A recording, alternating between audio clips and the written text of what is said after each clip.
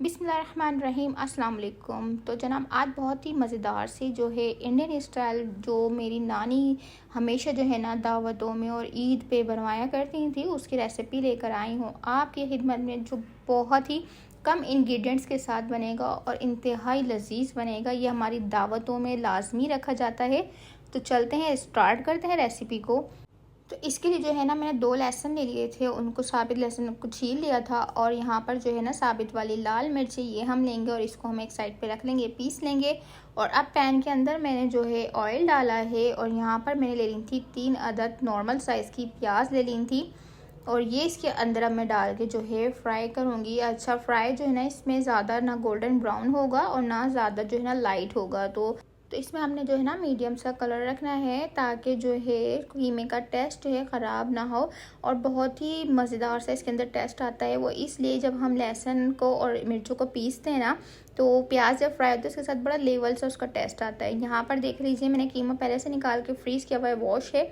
और ये जो है ना मैंने तकरीबन ½ kg का एक बॉक्स बनाया हुआ था।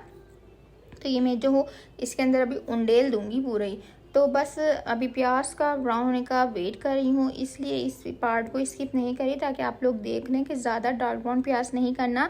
जैसे ही ब्राउनिश टोन पे आने लगे ना प्याज, तब हमने इसके अंदर कीमे को ऐड कर देना है। यहाँ पर जो है इस स्टेज पे थोड़ा सा जो है मैंने 1 टेबलस्पून के करीब ज़ीरा डाला, इससे टेस्ट बहुत ज़बरदस्त आएगा। अब इसके बाद बारी आ जाएगी कीमे की, और कीमा ये देख लीजिए मेरा बारीक हाथ का है।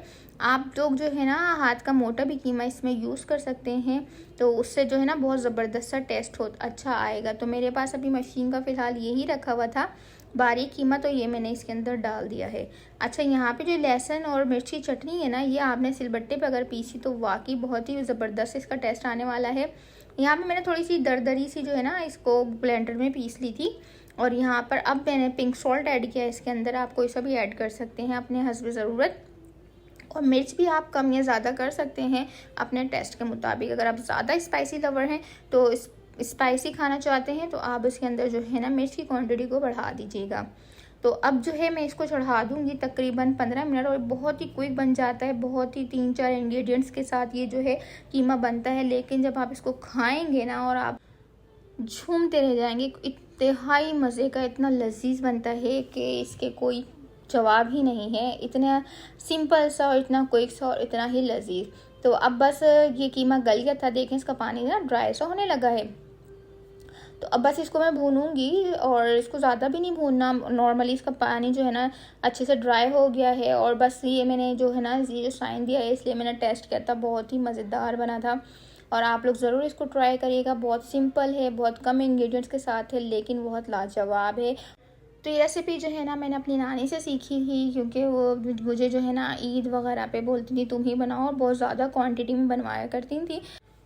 तो बस ये हमारी दावतों की जो है रौनक है, और इसकी जो है ना लोग फरमाइशें कर करके इसको बनवाते हैं हमारे घरों में। तो ये बहुत ही मज़ेदार बनता है। आप इसको पराठे के साथ खाएं, पुलाव के साथ खाएं या चपाती के साथ खाएं, it's totally up to you. बहुत ही लजीज, बहुत ही मज़ेदार सा कीमा जो है रेडी है।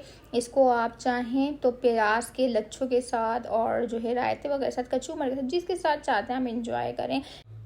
अगर मेरी पसंद पूछी जाए तो ये मुझे बिल्कुल सादा ही चपाती के साथ पसंद आता है। अच्छा, इसको तंदूर की रोटी के साथ इतना मज़े का नहीं लगता जितना चपाती के साथ ही लगेगा, क्योंकि बहुत जूसी जूसी सा और स्पाइसेस इसमें जो होते हैं बड़े लेवल नॉर्मल किस्म के होते हैं, तो ये बहुत ही मज़ा होता है। तो जनाब आपको अगर मेरी रेसिपी पसंद आ रही हो, जल्दी से जाके चैनल सब्सक्राइब करें, इससे मुझे मोटिवेशन मिल जाती है, मुझे आगे काम करने की जस्तजू होती है। मिलते हैं अगली रेसिपी में। अल्लाह हाफिज़।